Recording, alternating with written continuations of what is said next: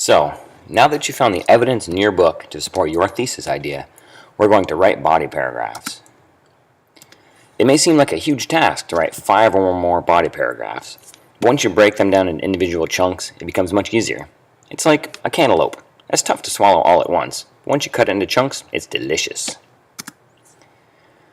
The first thing to remember is that there are 7 basic elements to a good body paragraph. This doesn't mean 7 sentences, though. There is no hard and fast rule about paragraph length. However, if you have these 7 parts in your paragraphs, you should be all set. The 7 parts of the body paragraph are listed above. First there's the transition, then the topic sentence, then you add the supporting details, you integrate the quote or whatever evidence you're going to use, then you use that quote or evidence, then you explain it, and then you try to end your paragraph with a transition that will lead to the next paragraph.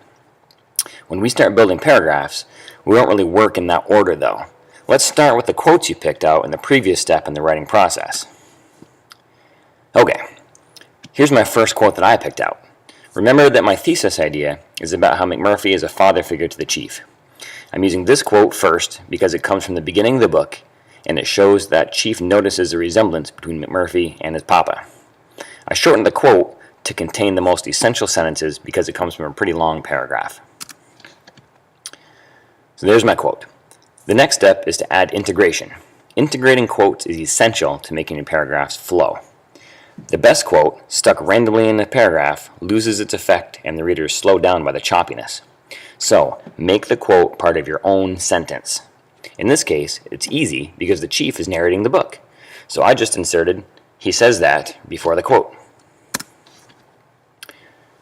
Once I get my quote figured out and integrated, it's time for the topic sentence. This is the sentence that really sums up or introduces the main point of the paragraph. In this case, it's stating that the resemblance between Chief's papa and McMurphy is established early in the novel. After the topic sentence, you can add the supporting details. For a research paper, this might be a few sentences describing the evidence you're about to use. For a book-based essay like this one, the supporting details are basically the context for the quote you're using. So ask yourself, what's happening when this quote occurs? Describe the situation so that the readers can understand the quote. Again, in this case, it's easy because this is the first body paragraph and the quote comes from early in the book, so I only need 1 sentence to set it up.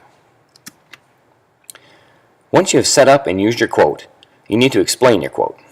Usually, you don't want to end your paragraph with a quote or passage like that. So ask yourself, what does this quote have to do with my thesis? What does it show? And here's the completed body paragraph. When McMurphy first appears in the novel, the chief immediately notices the similarity to his father. McMurphy arrives on the ward, shocking patients and staff alike with his boisterous behavior. Chief says that he talks a little the way Papa used to, voice loud and full of hell, but he doesn't look like Papa.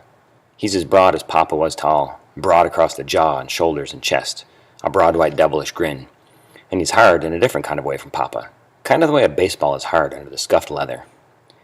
While this stocky, red-headed man has no real physical resemblance to the chief's tall, lean Native American father, the chief sees their resemblance of spirit, a similarity in the way they carry themselves and the way that they defy authority. The last detail to mention is the transitions. To make your writing flow, be sure to use transition words, like in the beginning of this paragraph, or a sentence-to-sentence transition, like at the end of this paragraph. By using the word first in the topic sentence, I cue the reader to the first body paragraph. I also end with the phrase defy authority, which I will pair with the first sentence of the next paragraph when I mention how McMurphy defies the nurse. The simple repetition of a keyword or phrase helps smooth the paragraphs out for the reader. So now that you can write 1 body paragraph, you can write more.